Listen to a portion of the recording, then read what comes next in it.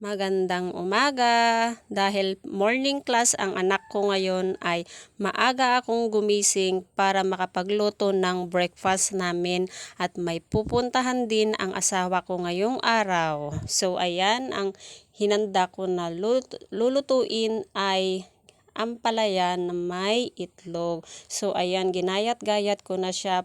6 na piraso ang binili ni Mister kahapon pero 4 lang yung lulutuin ko dahil 2 lang yung itlog na available sa amin ngayon. At hindi rin namin ito mauubos dahil 2 lang naman kami ni Mister ang mag-uulam nito.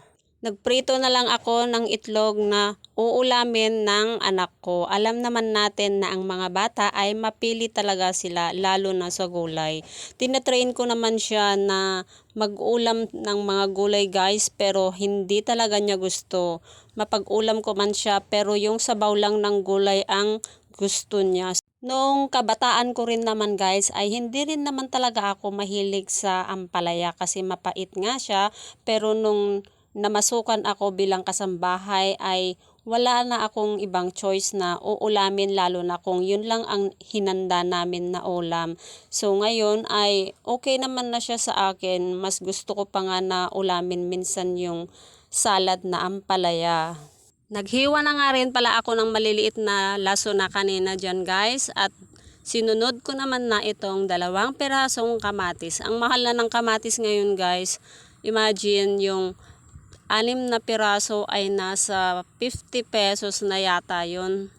Mabuti pa dito sa bawang ay hindi namin binibili dahil kami ay nagtatanim ng bawang guys at nag-iimbak kami ng itatanim namin ulit sa susunod na taniman. At ito na nga, pinitpit ko lang yung bawang, hindi ko na tinanggal yung balat dahil maliliit lang naman at nilinisan ko naman na ito kanina.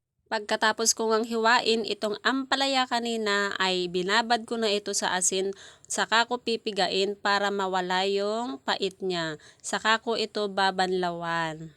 At habang nagpipiga ako kanina ay nagpainit na ako ng kawali at mantika. Ngayon naman ay igigisa ko na itong bawang hanggang maging golden brown. At ngayon naman ay isunod natin itong lasuna. Hintayin lang natin na lumambot at saka ilagay na natin ang kamatis. Halu-haluin lang natin hanggang sa mahilo ka. Charot. O ayan, hanggang sa lumabas yung pinakakatas niya.